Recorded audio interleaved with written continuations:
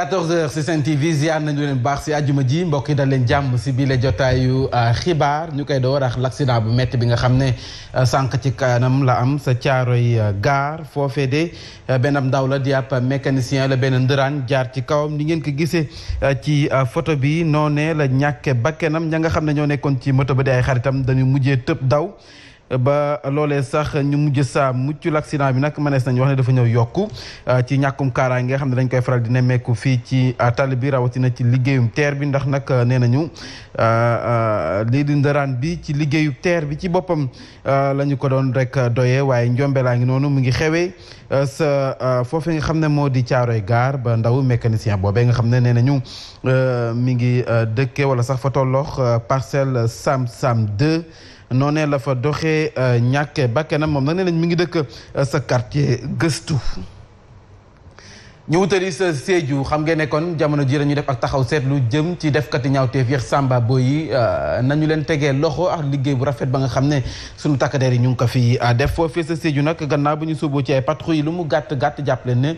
fanweer ak juróom benn ci ay kilogramme xeetu yamba teg nañu ko loxo téeméer ak ñeent fukk ak benn li nga xam ne nii nag dañu di manees nañu wax ne ay camion yu nga xam ne gros porteur def nañu lu toll ci téeméer ak ñeent fukk ak benn ci ay madrier loolee ñëpp teg nañu ko loxo si diirug benn weer wala sax xaaj bu njëkk bi ci weeru décembre bi taxaw seetlu bi ñu ànd Cheikh Ibrahima Diallo. ci doxal liggéey bu ñu ko denk ci xeex lépp luy ñaawteef ak jaay ay xeetu sinébar yu ñu tere moo waral ba waa brigade gendarmerie bu Sédhiou amal ay série de saisies bu njëkk bi amal nañu ko le 8 décembre bu weesu te ñaari fukki kilogramme yamba la ñu jàpp ci àll bu Janna Malari benn ay bés la ñu fa teg toujours ci diwaanu boobule ci axe Carrefour Ndiaye Kolda fukk ak juróom benn kilogramme la ñu jàppaat ak ñaari moto niki noonu tam interpellé nañu ñaari nit yu ñu jébbal parquet bu Sédhiou gannaaw xeex bu ñuy xeex ñuy jaay ay xeetu sinébar waa brigade gendarmerie bu Sédhiou ñoo ngi def tam ay jéego ci xeex ñuy gor àll bi moo waral sa ba ñu jàpp benn camion gros porteur feesoon ak téeméer ak ñeenti fukk ak benn madrier ci arrondissement bu Jixéy ji xeex bu ni mel waa brigade gendarmerie bu Sédhiou dinañ ko woyal ci ay patrouille yu ñuy amal guddi ak bëccëg. ndax xam ngeen ne kon weeru novembre bi nga xam ne moom la ñu génne takkader yi teg nañu loxo bu fekkee ay defkati ñaawteef ay Samba Boy def nañu njombe ba noppi boo jëlee téeméer juróom-ñeent fukk ak juróom-ñeent teg nañu leen loxo mu di liggéey bu rafet bu nga xam ne sunu takkader yi ñu ngi koy def kon nag defkati ñaawteef fu seen ak lim mu ngay gën di wàññeeku donte nag ñaaluñ teg loxo ñu ngi toll si juróomi junni yu toftal juróom benn téeméer ak juróom-ñaar fukk ak ñeent ñu ànd Seex Ndey Xadi Càmm. muy weeru novembre boo xamee ni police daal diwul noppaliku benn yoon jéego ci kaw jéego ci Sénégal gi yépp tax na ba police teg loxo lu toll ci juróomi junni ak juróom benn téeméer ak juróom-ñaar fukk ak ñeenti délinquant bokk na ca téeméer ak ñeent fukk ak juróom-ñeent yoo xamante ni dëkkuñu ci réew mi muy lim bu takku tey wane tolluwaayu criminalité ci suñu biir réew bokk na ca la ñuy toppee ñooñee ñu teg loxo ay sàcc wàllu drogue agression luubal wala sax lëmbe réew mi waaye tam ñoo xam ni dañu màndi ak yeneen i ponk ñu mën a jàpp itam ni ci boobee lim ñetti junni ak juróom-ñaari téeméer ak juróom-benn fukk ak juróom-ñetti nit ñoom ci contrôle carte d'identité lañ leen daal di jàppee opération yooyu nag office central bu répression wu trafic illicite stupéfiant yi di OCRTIS ñoo ko daal di amal ak police judiciaire ak direction wu police des airs et des frontières ci communiqué bi nga xam ne nag relation publique bu police nationale daal dina ko fësal ña ngi cee xamle itam ni am na ca benn kaawu ku faat nit ka def loolee sax jamono yoon teg na ci moom loxo ci wàllu sécurité routière nag lu toll ci ñaari junni ak ñetti téeméer ak ñaar fukk ak juróom-ñetti oto teg nañu leen loxo. def ko di ñaawteef yéex Samba Boy yi ñu ngay kon seen ak lim mu ngay gën di wàññeeku loolee nag soo ko gisee dafa am la ko waral tontu li ak commissaire Cheikh Sadibou Keita lay doon ci ay kàddu yu mu dénk Ndeye Khady Thiam Tall. li nga xam ne dafay tekki dafay tax ñu ni effectivement xeex bi ñuy xeex délinquance bi mu ngi joxe ay fruits il faut nga jël juróom benn weer ba ci at nga xool chiffres yi xool tendance yi xool spécialité délinquance yëpp nga xool li nga am foofu soo apprécié di nga mën a wax ni lii kat effectivement suñu xeex bi ñuy xeex délinquance mu ngi joxe résultats yi doon xaar askan wi ñu ngi noyyi ndax lii nekkoon pression ci ñoom par rapport à la sécurité wàññeeku na bu baax a baax sinon li nu mën a def daal mooy ko baisse na nii ci diggante octobre ak novembre ñu am yaakaar ni dina continuer di baisse ba ñu am mesure bi nga xam ni dina permettre ñu wax effectivement que ni insécurité bi mu ngi wàññi. ñu wutali sa diwaanu Fatick àddu jëmale ci wàllu politique ak coowal troisième mandat bi nga xam ne moo lëmbee réew mi donte conseil constitutionnel am na lañu sa wax waaye nag foofee ca Fatick la ci yéeme moo di ay ndaw yu bokk ci parti bi di APR ñoom ñoo nag taxaw jàkkaarloo taskatu xibaar yi xam ne kon ñoom ànduñu si président Macky Sall am troisième mandat na dañoo gis ne bii mooy mandat bu mujj bu président Macky Sall ñu teewlu sa Alioune Badara Sonko.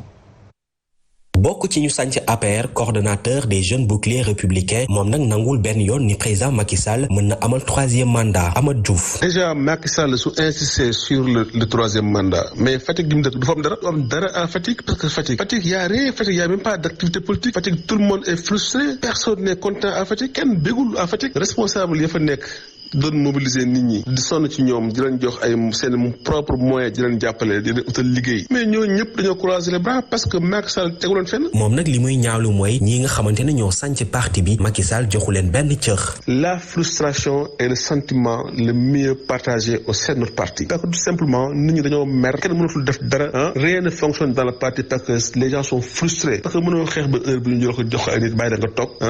di la xool. yërëmuñ la nga nekk ci ay situation yu difficile ñi nga doon xeexal di nguuru loolu kenn du ko nangu politique du biir du wasin politique du diine politique doo dee ñu lay fayee alaxira politique ci àdduna lañ lay fayee maanaam li nga ñaq la ñuy fay Macky Sall nag ñaq bi mu ñu yoral suñu ñaq bi mu ñu yoral lañu ko fay. coordonnateur des jeunes boucliers républicains moom nag dafa fas yéene amal ab tournée de sensibilisation ngir rencontrer ay naataangoom yi nekk APR ngir gën a waxtaan ak ñoom.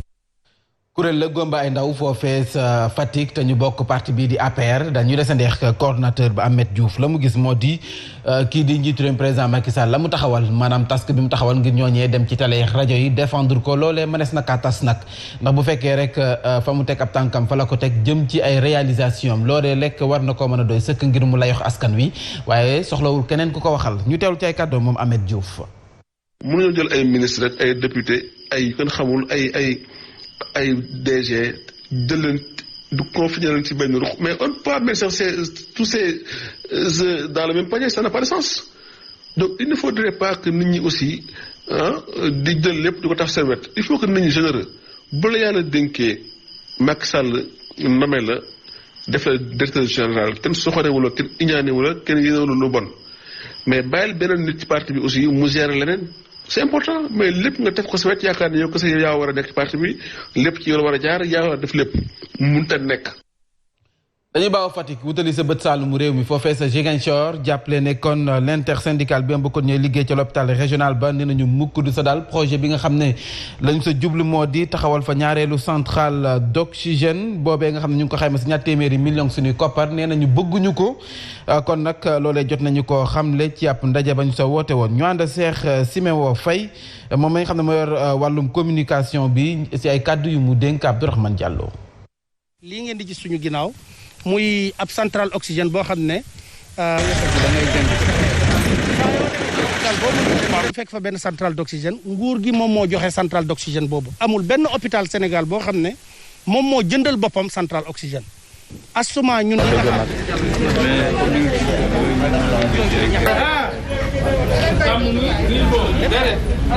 donc ñuy jooy loolu ba pare tourné wëlbatiku bëgg a ñëw jënd ab centrale boo xam ne 200 millions ñoo nekk hôpital régional bu Ziguinchor personnel bi nee leen nañ taxaw yuuxu xamal nguur gi xamal kilifawu kër gi ne construction seconde centrale bi. sa ndàngal ma moom baykat yi la ñuy ñaxtu moo di seen tool ya nga xam ne dañu ko tàmbalee fuxati ndax dañoo gis ne foofee zone industrielle la ko waa mairie ba bëgg def te nee nañu mukk du sa dal ndax foofee la ñuy dàkkee seen ak wërsëg Abdoulaye Diagne dañ ci àndal ci ay leeral.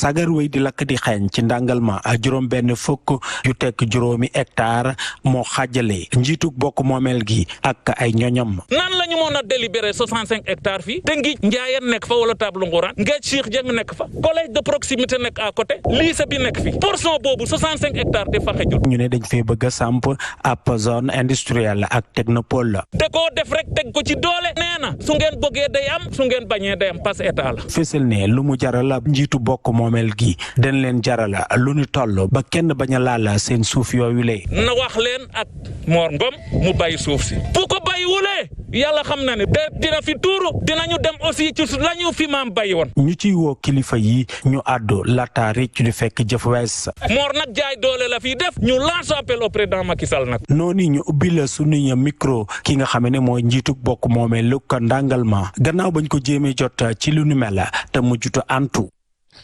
ñu wutali sa Pikine foofee de ñi nga xam ne ñooy tënku ci FGTS di ab kuréelu ko syndicat bu mbay liggéeykat dañoo gis ne soo moyul banque yoxo dana am sa ñoom ndax dañoo gis ne it seen ak nekkin faw ñu xoolaat ko te nag Sidia Ndiaye seenam jiit ni ki démb si ak jonax taskatu xibaar yi mu ngay daan xaafu ndax nee na seen xeex bi la ko waral du lenn lu dul agent de santé yi nga xam ne nguur gi dafa génne koppar teg ko ci taabul ji ngir dàmpee leen ko ci xeexu mbas mi ñoom ba fii gisuñu tous France koppar boobee la ñu bëgg mu dikk Sidia Ndiaye njiital FGTS ay kàddoom. Covid bi am na ñoo xamante ne maa jël seen dossier yóbbu ko ministre bi jot na leen 4 mois mais am na ñoo xam ne ba tey 0 franc lu tax loolu te président de la République génnee 64 milliards jëkk ko pour ñu fay ana xaalis bi fu ñu ko dugal ñun dañu ne opération gox yi la ñuy lancé woon danañu continuer fan yi nag dañ koo góox nañ ko goxee duñu bàyyi parce que ñun nous sommes des travailleurs fii am nañu contracté seeg Covid bi ñu bokk si ñun mais loolu fan lañ ko teg président ne damay génnee ndàmpaay boo xam ne pour yéen la pour Covid bi. monsieur le président ñun gisuñu dara laaluñu dara tous. ñu wutali sa Sébikotane commune ba de voté nañu seen budget ëpp na nag benn milliard suñuy koppar bu ñu koy nag wax sax benn milliard yu toftal téeméer ak ñeent fukk ak benn ci ay millions yu toftal ñetti téeméer ak juróom-benn fukk ak ñeent ci ay junni ci loolee atum 2021 budget boobu la ñu war a doxalee nee nañu nag wàllum recette yi xel xalaatul ñu siy dox ci wàllum perte loolee nag jot nañu ko woote voté budget ba ñëpp ànd nañu si Cheikh Ahmed Tidiane Seck Mansour Ndiaye ci ay leeral. commune bi Sébikotane àgg léegi ci benn milliard ci suñu kopparu réew jëlee ko nag ci 829 millions 860 mille francs daal di jàll nag ci 1 milliard 141 millions 364 mille francs CFA ci atum 2021 bi. du xam nga ñu mës a suuf la comme on dit c'est parce que depuis 3-4 ans yi passé yëpp budget bi dafay yokk chaque année bi ñuy door ñëw ñu ngi woon ci 300 millions maximum léegi ñu ngi ci 1 milliard 100 ren nag ñu yokk ci leneen ñu yokk ci. mettre en place benn commission de fiscalité locale avec le trésor. liggéey yu mag ñu daal di koy sumb ak investissement yu takku lool ci atum 2021 bi. tabax yi dafa bari nit ñi nangu nañoo fay frais de bornage parce que buñ ko amul duñu am terrain mais kenn bugg la fay autorisation de construction léegi nag ñu téye leen ñu bugg leen a téye te fi nga xamee ne buñ ko amul duñ tabax. boo buggee dem ci kaw nga ñëw régulariser li ci des. budget ba nag lépp ci conseil ya fa teewoon dañ ko daal di wote te amul sax kenn ku ci ñàkk ànd. ñu bawoo sa Sébikotane wutali sa Oussouye dem ca centre de formation professionnelle ba tënku ci CFP foofee nag sa centre ba makkaan nga màggat na lool yaramu màgget sax la ñu kaa méngat leen ndax bâtiment ba mënees nañu wax ne dara wóoratu sa ay matériel moom sax dañu kaa amut ndax loolee tax na ba jàng ba nekk ci ay jafe-jafe jàngalekat ya yëkkati nañu seen kàddu di gis ne faw nag ñu gëstu leen te lii doon gën ñoom waa administration ba nee nañu moo di ñu toxal leen sa commune bu Dukkut nga xam ne am nañu fa bayal bu yaatu bu ñu leen jagleel ñu ànd Cheikh Abdourahmane Diallo ci ay leeral. ñetti filière yu yees nañu leen jàngale at bile ca centre de formation professionnelle bu département bu Oussouye. maçonnerie mooy tabax. développement local. construction mécanique maanaam menuiserie métallique. ci kanam bile situation bu yees administration bi moom ànd ak jaaxle bu rëy lool. message bi jàlloogul des na élèves yi ba léegi ñëwaguñu. depuis buñ ko taxawalee ci bile gox CFP bu Oussouye jot na formé ay ndaw yu bëri lool ñenn ñi si ñoom sax jot nañoo am ab liggéey. tey macha allah am nañu ay élèves yu bëri yoo xamante ne même ñoo xamante ne sa structure bi jaarul si ñoom mais ñu ngi liggéey am pagay. malgré effort yu bëri nga xamante ne nemmeeku nañ ko ci l'école bi jafe-jafe yi ñoom manqué wuñu benn yoon ci biir établissement bi li waaw jafe-jafe moom am na de déjà boo ñëwee boo duggee fii nga xool école bi lu mu mel déjà boo duggee si biir ku la ne fii nit dafay jàngale élève ba mu am attestation doo ko gëm. tey bëgg-bëgg administration bi mooy fexe ba délocaliser bi les centres de formation ca commune bu Oukout fi nga xamante ne municipalité ba jot na leen attribuer ab terrain bu 2 hectares. noonu la ñuy bawoo sa Oussouye wutali sa département bu Tëngéej commune bu Rufisque Est doxantu ba ca centre bi di PMI foofee nag jafe-jafe la ñu nemmeeku ci liggéey ba ndax am na lu fa manqué lu bari ne jumtukaay loolu sabab responsable politique bi di Aïda Sabara doxantu fa yëkkati kàddoom sàkku ñu gestu centre de santé boobee di PMI ñu teew lay kàddoom wax Habib Dia. et puis PMI dafa représenté dara ci histoire yu dëkku Tëngéej donc bu ma toogee ba PCK amul Tëngéej man ni Ndiaye non seulement dinaa ko indi mais dinañu porter le problème pour mu dem fu ne. ko mën a porter wan que ni lii ci dëkk bi la kóoru Tëngéej la wan na leen ni est fi la Rufisque est la implanté wu waaye waa ouest fi la ñuy fajoo waa nord fi la ñuy fajoo donc la ville de Rufisque ci boppam fi la ñuy fajoo te loolu yëpp amu fi c'est impensable li ministre bi mën a def ci ressort mu def ko citoyen Tëngéej tam ñu ngi lancé appel à tous les citoyens de Rufisque xam naa ne ñoom ñëpp genn wàll gi yeeg mouvement yu bari yi Tëngéej yi genn wàll gi yëpp fi lañ leen peese nañ ñëw jàppale PMI. xam ngeen ne kon tey jii la ñuy jëmmal bëccëg bu njëkk la si àdduna wërngal képp wàllu migrant di màngaan gi moo mel ni nag tey jii jot nañu sa woote ak ndaje mu yaatu waa action pour le respect des droits humains et l'amitié tënku ci ADHA ñoom nag seen bëgg-bëgg moo di fàttali jafe-jafe yi nga xam ne ñi di yëngu ci wàllu migration bi ci boppam ñu ngi koy dund ni ay jafe-jafe fii ci Afrique faw ñu xoolaat nag li nga xam ne moom mooy doxalin gi mu di ay kàddu yu nga xam ne jot na ko sekk waxtaan ak Younousa Baldé ñu teelu ko.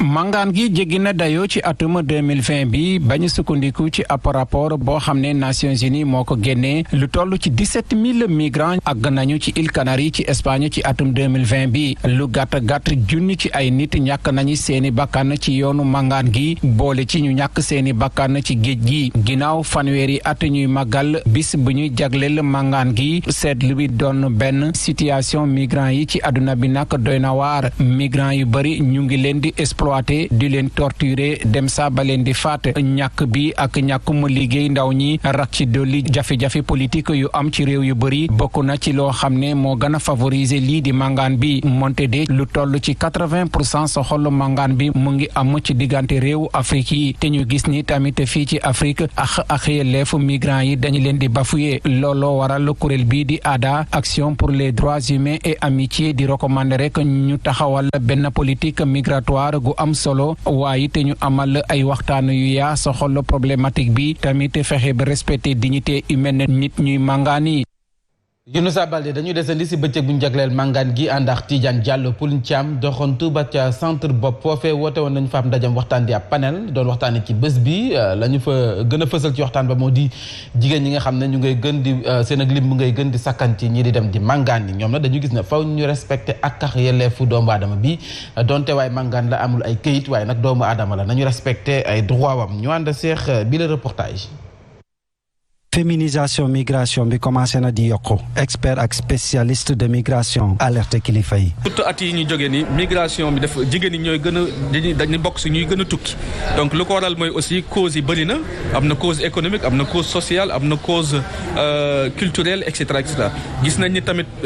faw population yi taxaw. jàppale ñooñ di ñëw seen réew wala ñii di dem réew yoo xamante dañuy accueillir des migrants ñu mën a des parce que ñëpp xam nañ ne texte yi yoo xam ne mooy convention internationale des droits de l'homme reconnaître na migration. respecté ak yelleef nit ñi moo nekk seen bëgg-bëgg. fexe ba nit ki mu nekk ci xolu politique migratoire yi su ko defee maanaam lépp loo xamante ne ak yelleef nañ ko respecté waaye lépp loo xamante ne tamit wàllu fekk ñoŋal dundoom pour mu des réewam mu liggéey naat. loolu lépp dañ koy kii. ñëpp am droit migrer njiitu réew yi ñu ngi leen di woo nañu respecté ak yelleefu migrants yi. googu waaye màngaan gi nekk ab occasion ngir ñu waxtaanee koppar bi di fonds de financement de la promotion professionnelle et technique mu di fonds bu ñu génn teg ko ci taabul ji ngir jàppale ndaw yi nga xam ne am nañu xemmemteefu jël gaaliloo cay wutali biti réew te seen bakkan mën a des si géej gi ngir nag ñoom it koppar boobee bu ñu ko maanaam jëlee war a mën a des si réew mi am ci am xëy njiital fonds boobee que ñu ko dénk Abi Seyle wu yow ñu teewlu ko Pape Mantem Mboup. suñu cœur de métier mooy financer la formation bi mooy lan mooy jàppale ci wàllum employabilité métier qualification donc jeunes yi nga xamante ni ñi ngi gis ni ñi ngi dem xam nañ ni que source bi bare na du benn raison rek a tax mais ñun am nañ ci wàll te ci wàll boobu moo tax tamit depuis quelque temps depuis 6 mois déjà orientation yi ñu jox mooy ñu jagleel formation bi couche vulnérable yi te ci couche vulnérable yi pour ñun migrants yi wala ñi nga xamante ni ay candidats à l'immigration irrégulière lañ ci la ñu bokk lancé nañu programme yu bare temps yi jagleel ko sortant des daara yi yëpp pour wane ni que couche vulnérable yi dañu war a ñun génn ci format classique formation bi mais dugg ci ñi nga xamante ni amuñu accès ci dispositif bi. bu dee kàddu mu yëkkati gannaaw nag ba ñu doon woote ab ndaje ëmb sa ay kuréelug syndicat bokk na ci waa UNSAS mu ne kuréelug syndicat ba mbay liggéeykat dañoo gis ne faw nag ñu tàggat syndicalistes yi jëm ñu mën a aar ak yelleefu liggéeykat bi ñu teewlu sa Ibrahima Mané chef bu département gestion sa UNSAS. délégués yi il faut ñu former leen war a tamit aar liggéeykat yi ci biir entreprise. mën a aar liggéeykat il faut nga xam loi yi norme de travail yi règlement bi pour nga mën leen xaar. mat na presque 60 délégués ñoo xam ne formé na lañu ci norme de travail décent dialogue social. donc 2021 2022 am nañu beneen programme boo xam ne dinañ ko réaliser. ñaareelu pàcc bi la jotaay xibaar tàggat yaram lay doon ñu àddu jëmale ci làmb ji nga xam ne ak tolluwaay mbas mi tax na ñu bëri njortees nañu ni làmb ji dootul mën a am wala sax bu fekkee dafay am de mbëri képp ñooy des li nga xam ne mooy terrain ba wala fa ñuy bëree ci arène ba askan wi du ñu dem mën a dem fekk ji ko ndax rassemblement dañu koy bañ waaye loole nag promoteurs yi nee nañ duñu ci ànd ndax nag bu ñuy wax làmb dëgg public bi sa la bokk te loolee sax mooy tax ñuy xam làmb ji ani na mu toll fii ci réewum Sénégal Pape Abdou Fall boo sekk na waxtaan ak Sadio Habibou Ka Mohamed Diaw reportage. ñu nangu ne dañ ko reprendre te public bi du ko fekkee loolee du arranger lamb ji Pape Abdou Fall moom laq-laqalul lamb mënuñu koo tëgg sans supporters yi. lamb mënta nekk ci huis clos loolu c'est pas possible parce que nag lamb ñi koy def ay promoteur lañ ay bailleur lañ jël seen i koppar daal di ko ci dugal pour rentabiliser ko kon kooku boo koy naan huis clos kon boo waxee huis clos exclure nga ko d'office li jaadu woon nag mooy. kilifa yi avant ñuy jël décision boobu rafetoon na jaadu woon na ñu daal di toog waxtaan ak ñun ñu échanger ñu indi suñu xel ak suñu xalaat. lii di format pay-per-view maanaam jënd connexion ngir mën koo seetaan loolee du arranger promoteur yépp. lamb yi doole yi yamu ci ñii dañuy mun def ay grosse affiche ñii def affiche yoo xam ni yeggul ci grosse affiche yooyu kon nag. nañu maase rek doon ay promoteur défendre suñu ay intérêt défendre intérêt yu làmb ñu toog waxtaan. Pape Abdou Fall di xamal ni niki ni fan yi dinañ amal ab réunion ngir déggoo ci taxawaay bi ñuy am. pàcc bu mujj bi soxal bi la jotaay xibaar yéen a kaay xëy dëxëñ lay doon ak El Hadj Ahmed Aïdara.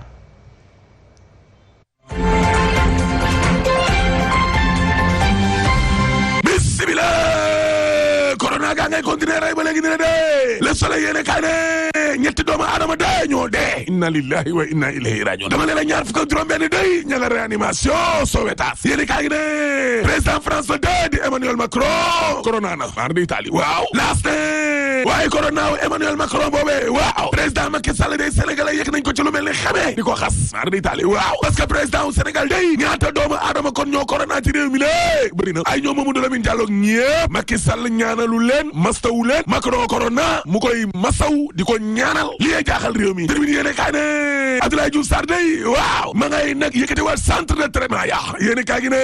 moom Abdoulaye Diouf Sarr moomee waaw daal dinay tontu artiste yi de waaw parce que ministre de la santé day nee na mesures yi ci boppam kon il faut que ñëpp daal di koy respecté Abdoulaye Diouf Sarr yemu ca ci Vox Populi waaw patron Ngoné Ngom mi nee na man damaa waxul ak artiste yi de te waxuma tamit ak sportif yi Abdoulaye Diouf Sarr wax de waxuma ak ay catégorie mani mbir mi lu mënul ñàkk la suñu xeexulee lii raam te ñag wala jëm te bu fa amee kër du fa gaaw a génn laa la wax Abdoulaye Diouf Sarr wax du samay kàddu de critique yéene kaay day ay kàddoom waaw nee na ngir xeex wàllum corona gi la mbir mi day dana tar de xeex bi danañu ko taral ba mu tar lool parce que ci benn fan ñetti doomu aadama ñoo ñàkk seen bakkan allahu akbar te njaareem ke di Jurbel waaw lu tolloo juróom benn fukk ci ay doomu aadama jàngoro ja daaneel na leen juróom fukk ak ñaar yëpp ay communautaire lañ xamuñu fan la ñu dëggee mbas mi lée mbas moomee direct news nee na président Macky Sall day daal dinay sàkku nag ci Abdoulaye Diouf Sarr mu daal di yëkkatiwaat centre de traitement yi laa la wax waaw waaye jàpp leen ne Abdoulaye Diouf Sarr day dafa yoreel ay weeru salaire ñi nga xam ne nag ñoom ñooy liggéeyee kon ca kër yooyee doy na waar Dakar Times ne xanaa xamoon leen ne Afrique ci boppam waaw garab gi nga xam ne moom mooy faj corona gi lée africain yi dañ koo ragal dama ne la africain yi wóolu wuñ kon garab ga te industrie pharmaceutique yi lée nit ñi seen xel dalul ca ñoom de déedéet loolee nag tax na dana jafe lool ngir ñu fekkoon africain yi lay daal di leen pikiir ñax leen cay africain yi lay ak troisième mandat Aliou Sané bu Y'en a marre ci 24 heures waaw nee na président Macky Sall de bu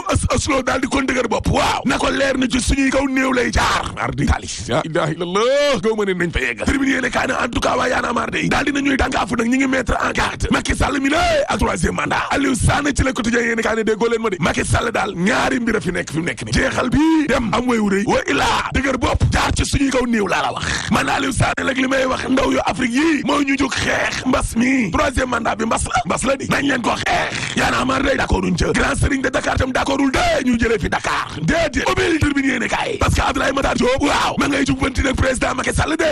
waaw Abdoulaye Matar Diop ne xam nga président moom politique nation bi ci loxoom la ne waaye lu ko neex def waaye xam nga suñ ne ay manœuvre politique ak yooyu wàllum politique da caa dugg damay d'accord rek dama koy gëm parce que 2013 waaw ñetteelu atu décentralisation bi nga xam ne moom la ñu teg Macky Sall dafay jëlee communauté rurale yi dooleel commune d'arrondissement yi lée daal di néewal doole ville de Dakar Abdoulaye Matar Diop ne waa kon nag jëlee fi ville de Dakar daal neexul ba neexul waaye du farata dëgg la évidence Sénégal ne jëlee fi kon ville yii waa ONG 3D nee nañu d'accord duñ ci tey d'accord duñ ci ëllëg laa la wax Mon Ndiaye Cissé ak waa këram nee nañ dañoo waxul lu jëm ci wàllu yoon wàllum juridique ak yooyee déedéet waaye ville bi ci boppam daa méngoog jamono benn ñaar bu ma neexee ma ne mooy butitu njur gi dox digganteem ak commune yi lée rataxal doxal kon nag d'accord duñ benn yoon ñu fiy jëlee ville yi lii quotidien ne jëlee fi ville yooyee waaw société civile day taxaw nañu ngir xeex ak wàllum état bi laa la wax dëgg la kuréel gu bees daal judd na ngir nag ñu bàyyi fi ville yooyee waaye ñi ànd ak Macky Sall carte électorale bi lañ bëgg a téye indi waat fi mbirum 4 communes yooyee lii kenn xamul lan la